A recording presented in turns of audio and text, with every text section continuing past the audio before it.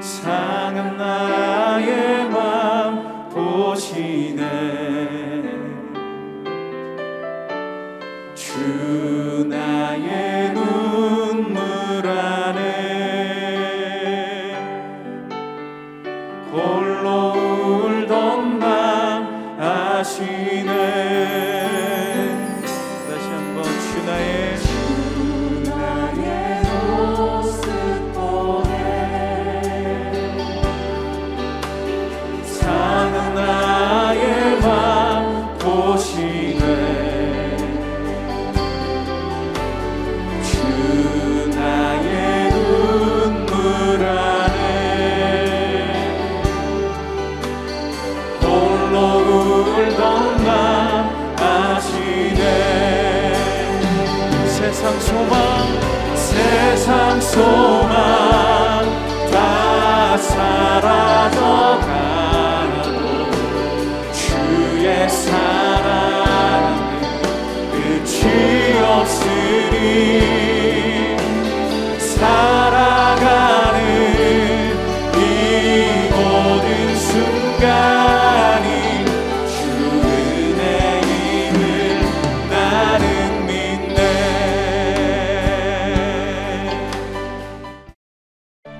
우리가 기도하는 곳에 가다가 점치는 귀신 들린 여종 하나를 만나니 점으로 그 주인들에게 큰 이익을 준 자라. 그가 바울과 우리를 따라와 소리질러 이르되, 이 사람들은 지극히 높은 하나님의 종으로서 구원의 길을 너희에게 전하는 자라. 이같이 여러 날을 하는지라 바울이 심히 괴로워하여 돌이켜 그 귀신에게 이르되, 예수 그리스도의 이름으로 내가 네게 명하노니 그에게서 나오라. 하니 귀신이 즉시 나오니라. 여종의 주인들은 자기 수익의 소망이 끊어진 것을 보고 바울과 실라를 붙잡아 장터로 관리들에게 끌어갔다가 상관들 앞에 데리고 가서 말하되, 이 사람들이 유대인인데 우리 성을 심히 요란하게 하여 로마 사람인 우리가 받지도 못하고 행하지도 못할 풍속을 전한다. 무리가 일제히 일어나 고발하니 상관들이 옷을 찢어 벗기고 매로 치라 하여 많이 친 후에 옥에 가두고 간수에게 명하여 든든히 지키라 하니, 그가 이러한 명령을 받아 그들을 깊은 옥에 가두고 그 발을 착고에 든든히 채웠더니 한밤중에 바울과 실라가 기도하고 하나님을 찬송하며 죄수들이 듣더라. 이에 갑자기 큰 지진이 나서 옥터가 움직이고 문이 곧 다 열리며 모든 사람의 매인 것이 다 벗어진지라. 간수가 자다가 깨어 옥문들이 열린 것을 보고 죄수들이 도망한 줄 생각하고 칼을 빼어 자결하려 하거늘 바울이 크게 소리질러 이르되, 내 몸을 상하지 말라. 우리가 다 여기 있노라. 간수가 등불을 달라고 하며 뛰어들어가 무서워 떨며 바울과 실라 앞에 엎드리고 그들을 데리고 나가, 선생들이여, 내가 어떻게 하여야 구원을 받으리이까? 주 예수를 믿으라. 그리하면 너와 내 집이 구원을 받으리라. 하고 주의 말씀을 그 사람과 그 집에 있는 모든 사람에게 전하더라. 그 밤 그 시각에 간수가 그들을 데려다가 그 맞은 자리를 씻어주고 자기와 그 온 가족이 다 세례를 받은 후 그들을 데리고 자기 집에 올라가서 음식을 차려주고 그와 온 집안이 하나님을 믿음으로 크게 기뻐하니라. 날이 새매 상관들이 부하를 보내요. 이 사람들을 놓으라. 간수가 그 말대로 바울에게 말하되, 상관들이 사람을 보내어 너희를 놓으라 하였으니 이제는 나가서 평안히 가라. 로마 사람인 우리를 죄도 정하지 아니하고 공중 앞에서 때리고 옥에 가두었다가 이제는 가만히 내보내고자 하느냐? 아니라. 그들이 친히 와서 우리를 데리고 나가야 하리라. 부하들이 이 말을 상관들에게 보고하니 그들이 로마 사람이라 하는 말을 듣고 두려워하여 와서 권하여 데리고 나가 그 성에서 떠나기를 청하니 두 사람이 옥에서 나와 루디아의 집에 들어가서 형제들을 만나보고 위로하고 가니라. 할렐루야. 6월 5일 새벽 예배에 나오신 우리 성도님들을 환영합니다. 오늘 우리에게 주시는 하나님의 말씀은 사도행전 16장 16절에서 40절까지의 말씀입니다. 우리나라는 엄청 풍요로운 시대를 살고 있습니다. 가는 곳마다 고층 아파트가 즐비하고 아파트 주변에는 좋은 공원들이 곳곳에 배치되어 있습니다. 스마트폰으로 재밌는 드라마와 영화를 집에서 마음껏 즐길 수 있고, 그러다 배가 고프면 배달을 시키면 됩니다. 한식, 일식, 중식, 햄버거까지 안 오는 음식이 없죠. 출입 카드 하나로 집 문을 다 열 수 있고요. 열쇠를 굳이 꽂지 않아도 문이 열리고 자동차에는 시동이 척척 걸립니다. 대중교통을 타도 불편할 것이 없습니다. 언제 오는지 시간을 다 알려주고, 그렇게 탄 버스와 지하철 아래는 초고속 와이파이가 팡팡 터지는 것이죠. 공항은 해외여행을 가려는 사람들로 넘쳐납니다. 주말 고속도로는 관광객들로 몸살을 앓죠. 그런데도 이렇게 좋은 시대를 사는 많은 한국인들이 오늘 지옥을 사는 것 같다, 헬 조선에 산다, 이런 말을 너무나 많이 합니다. 무엇이 문제인 것일까요? 집값과 금리가 비싼 것이 문제일까요? 일을 너무 많이 해야 되는 것이 문제일까요? 아니면 사교육비가 너무 많이 드는 것이 문제일까요? 오늘 성경에서 바울이 빌립보 선교를 하는 모습을 살펴보면서 우리는 이 물음에 대한 대답을 발견할 수가 있습니다. 우리는 이 땅이 지옥 같다고 고통스럽다고 말하지만 그 원인은요, 우리가 겪는 현실적인 어려움이 근본적인 원인이 아닙니다.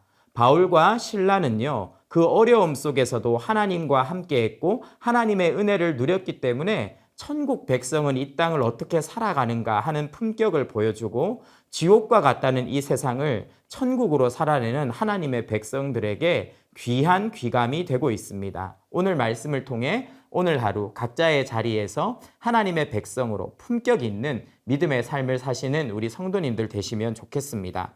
먼저 16절에서 24절에서요, 바울은 한 영혼을 구원하는 하나님 백성의 삶이 얼마나 위대한 것인가를 잘 보여줍니다. 16장 16절입니다. 우리가 기도하는 곳에 가다가 점치는 귀신 들린 여종 하나를 만나니 점으로 그 주인들에게 큰 이익을 주는 자라. 루디아와 그의 가정을 전도한 바울은 다시 기도하러 가다가 귀신 들린 한 여종을 만납니다. 이 여종이라는 단어는 파이디스케인데 소녀, 작은 여자를 이야기하는 것입니다. 이 여인이요, 귀신이 들려서 바울 일행을 따라다니면서 계속 고래고래 소리를 지르는 거예요. 하나님의 사람들이라고, 하나님의 일을 하는 자라고, 구원을 선포하는 자라고 끊임없이 소리를 지릅니다. 이것이 너무나 힘들고 방해가 되었던 것 같아요. 전도가 제대로 되지 않았을 것입니다. 그래서 바울은요, 참다가 결국 이 여인에게 들려 있었던 귀신을 내쫓아 버리는 거죠. 귀신 들린다는 것은 정말 힘든 일입니다. 가위 눌림, 그리고 환청, 또 환각, 그리고 수많은 신체적인 불안과 공황에 시달리면서 제대로 먹지도 못하고 일상생활을 하기가 힘들어져요. 그래서 이런 고통을 벗어나려고 오늘날도 수천만 원의 비용을 내고 신내림을 받는 사람들이 있습니다. 이 소녀의 삶이 그랬을 거예요. 너무나 큰 고통 속에서 그렇게 살았습니다. 그런데 바울이 그 모든 문제의 원인이었던 귀신을 내쫓은 곳이죠. 한 영혼을 구한 것입니다. 이것이 하나님의 백성들이 살아가야 할 삶의 모습입니다. 다른 사람들을 살리고 구원하는 삶, 복음을 전하는 삶인 거죠. 그런데 이것은요, 결코 쉬운 일이 아니에요. 오늘 본문을 보면 이 여인을 통해서 이 여인의 등을 치면서 먹고 살았던 수많은 사람들이 강력하게 반발하는 그런 장면이 등장하게 됩니다. 19절입니다.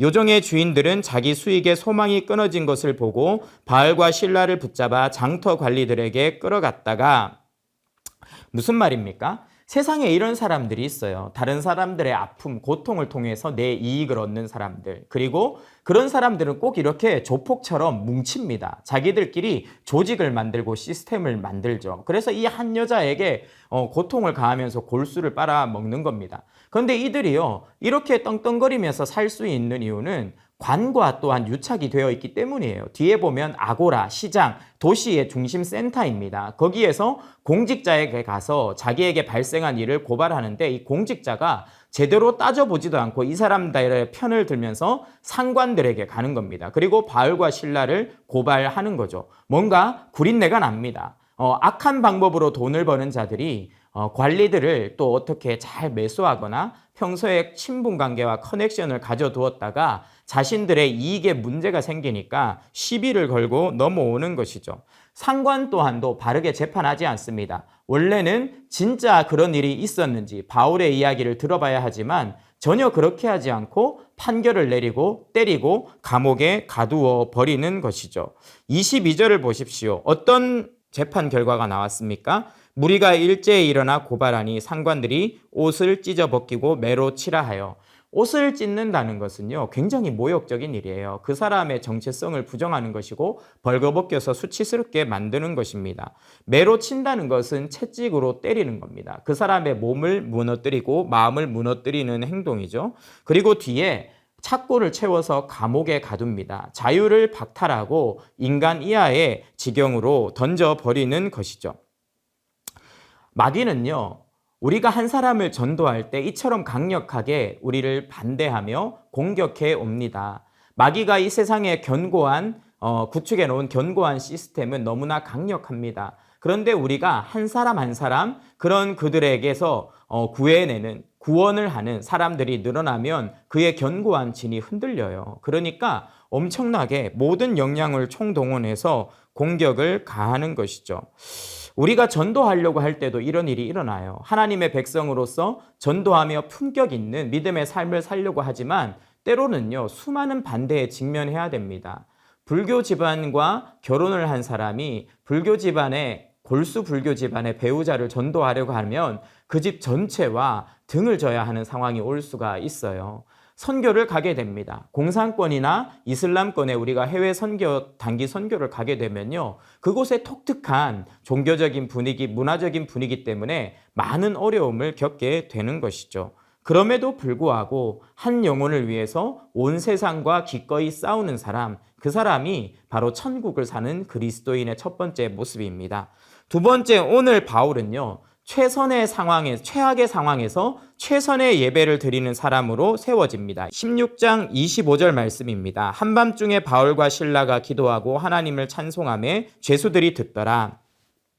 사실 바울과 신라는요, 하나님의 말씀에 순종해서 유럽에 복음을 전하러 왔어요. 그러다가 몇 명 전도하지도 못하고 엄청나게 두들겨 맞고 감옥에 갇힌 겁니다. 정말 속상하고 하나님께 원망할 수 있는 그런 상황이라고 할 수 있죠. 그런데 바울은요, 하나님 이게 뭡니까? 나 책임 안 져주십니까? 라고 말하기 전에 하나님 앞에 기도하고 찬송하기를 선택합니다. 하나님을 예배하기로 한 것이죠. 하나님은 그런 바울과 신라의 기도와 찬송, 예배에 응답하셔서 두 사람을 찾아옵니다. 그리고 엄청난 임재로 땅을 흔들면서 자신이 왔음을 보여주고 계시죠. 26절 말씀입니다. 이에 갑자기 큰 지진이 나서 옥터가 움직이고 문이 곧다 열리며 모든 사람의 매인 것이 다 벗어진지라.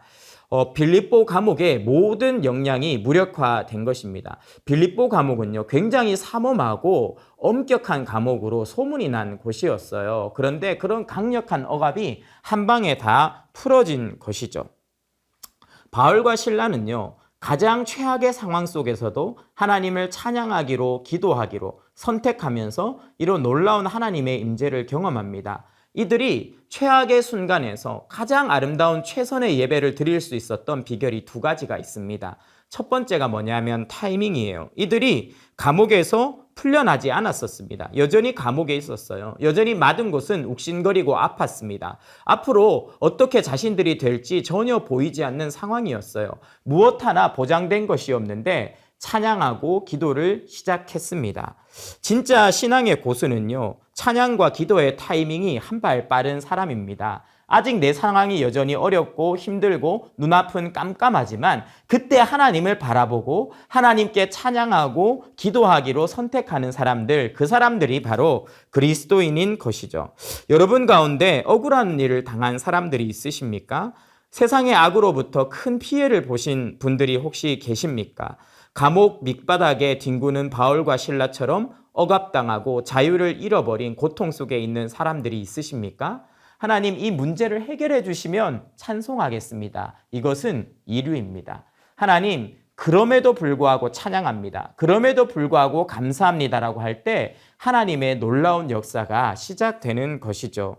예수님을 기억하십시오. 오병이어의 기적 때 예수님은 수많은 굶주린 자들 앞에 조그마한 빵과 물고기밖에 없었습니다. 그런데 주님은 감사하셨고 감사하자 12광주리가 남는 기적이 일어났죠. 나사로의 무덤에서는 썩는 냄새가 진동했습니다. 그런데 주님은 무덤에 돌문을 굴린 이후에 감사의 기도를 드립니다. 그러자 나사로가 살아나서 걸어 나옵니다. 우리의 찬양과 기도가 여전히 어려운 어두운 상황 속에서 한 발짝 먼저 들어질 때 그것은 최고의 능력이 됩니다. 두 번째로 탈출하는 것이 이 두 사람에겐 목적이 아니었어요. 하나님의 임재가 목적이었습니다. 하나님의 임재가 오자 탈출할 길이 열렸다는 것을 우리가 주목해야 돼요.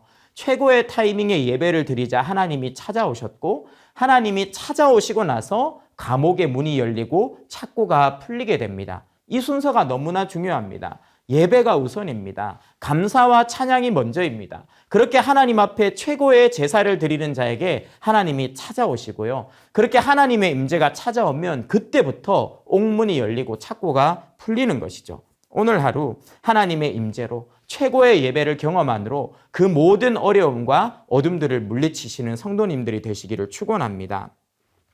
마지막으로 세 번째로요. 그리스도인은 세상과 다른 모습으로 사는 사람이다 하는 것을 바울은 보여주고 있습니다. 먼저 바울은요, 강력하게 얻어맞고 감옥에 갇혔는데 풀려나게 되었어요. 그런데 자기를 이제 풀어주라는 상관의 명령이 떨어졌을 때 바울이 놀라운 이야기를 꺼냅니다. 36절, 37절의 말씀입니다. 간수가 그 말대로 바울에게 말하되 상관들이 사람을 보내어 너희를 놓으라 하였으니 이제는 나가서 평안히 가라 하거늘 바울이 이르되 로마 사람인 우리를 죄도 정하지 아니하고 공중 앞에서 때리고 옥에 가두었다가 이제는 가만히 내보내고자 하느냐 아니라 그들이 친히 와서 우리를 데리고 나가야 하리라 한데. 무슨 말입니까? 야, 너네들 이렇게 실컷 때리고 나 가둬놓고 이제 그냥 조용히 나가라고? 말도 안 되는 소리 하지 마. 난 로마 시민권자야. 너희가 나에게 행한 폭력과 재판은 다 불법이야. 너희들 모가지 떨어질 각오해. 이렇게 말한 거예요. 그런 식으로 하지 말고 와서 직접 사과하고 여기서 나를 꺼내라는 것이죠. 너희들 로마 시민을 이런 식으로 재판하면 안 되는 거 알지? 너희는 지금 로마의 제도와 법 질서를 어겼어. 너희 자리 보존하고 싶으면 움직여. 알아서 일로 와. 이렇게 강하게 주장한 겁니다. 그런데 사실 좀 이상해요. 뭐가 이상하냐면 타이밍이 이상합니다. 맞기 전에 해야죠. 감옥에 가기 전에 해야죠. 자기를 때리려고 할 때 불법 재판이 한참 열리고 있을 때 로마 시민임을 증명할 수 있는 증서를 꺼내고 보여주고 거기서 벗어나야 하는 것이 정상적인 타이밍입니다. 그런데 재판이 진행되는 동안, 매질이 진행되는 동안 입을 꾹 닫고 감옥에까지 던져졌다가 풀려나는 순간이 돼서야 이제야 내가 로마 시민이라고 이야기하는 바울의 목적이 무엇일까요? 40절 말씀을 보면 그 이유를 미루어 짐작할 수가 있습니다. 두 사람이 옥에서 나와 루디아의 집에 들어가서 형제들을 만나보고 위로하고 가니라. 여기 위로했다라고 나옵니다. 사실 바울과 실라가 위로를 받아야 될 것 같은데 오히려 루디아와 그곳에 있는 형제 그리스도인들을 바울과 실라가 위로했다는 것이죠. 표준 세번역은 격려해줬다 이렇게 나와 있고요. 영어로도 역시 encouraged 이렇게 되어 있습니다. 그들을 격려했다는 것이죠. 이 헬라어 파라칼레오가 이 여기에 나오는 위로라는 단어의 원어인데요. 이것은 고난당하고 있는 교회를 격려하고 위로할 때 끊임없이 신약 성경에서 사용된 그런 단어입니다. 그러면 도대체 바울이 어떻게 했길래 이들이 위로를 받았다는 걸까요? 아마 갓 복음을 들은 초신자들이 자기에게 복음을 전해줬던 바울이 범죄자로 끌려가서 거기서 얻어맞고 고초를 당하고 감옥에 잡히는 장면들을 보면서 아마 심적으로 큰 부담을 느꼈을 거예요. 자기들도 앞으로 어떤 일을 당할지 모른다, 이런 걱정 속에서 있었을 것입니다. 그런데 바울이 와서 그들에게 너희에게는 그런 일이 일어나지 않는다, 마음껏 신앙생활을 해도 된다라고 이야기했던 것으로 보입니다. 그러면 그 근거가 뭘까요? 바울이 불법 재판을 받은 것입니다. 바울이 억울하게 얻어맞고 감옥에 갇힌 일이 이들에게는 방패가 되는 것이죠.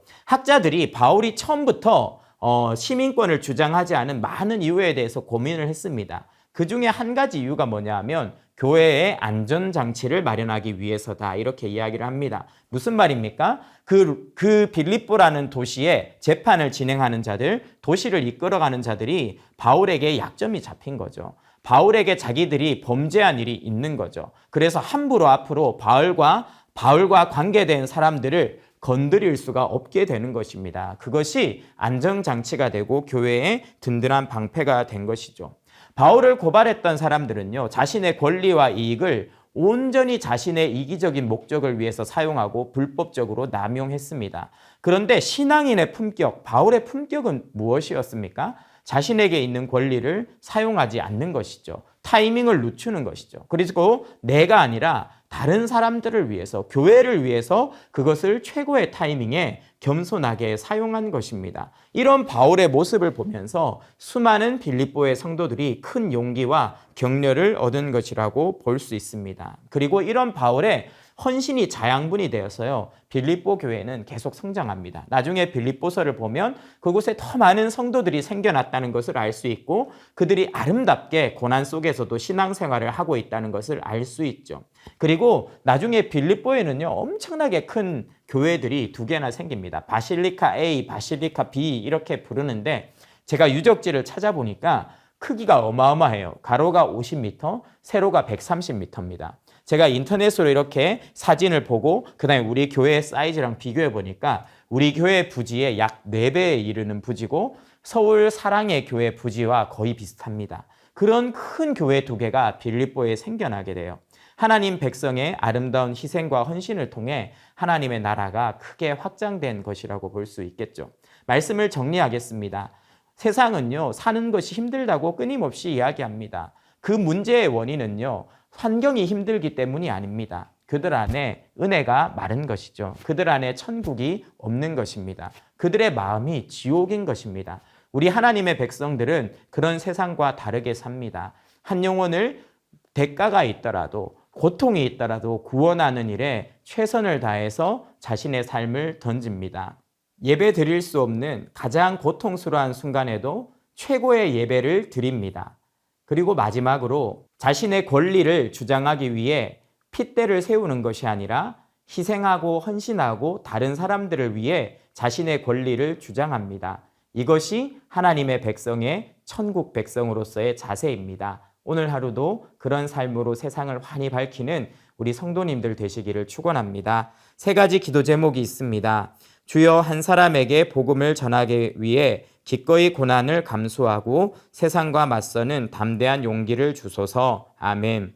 어두운 인생의 밤, 답답한 고난의 감옥 속에서 최고의 예배를 드림으로 하나님의 능력으로 승리하게 하소서. 아멘. 내 권리를 주장하며 핏대를 세우지 않게 하시고 다른 사람들을 위해, 하나님을 위해 나의 권리를 절제하여 사용하는 품격이 있게 하소서. 아멘.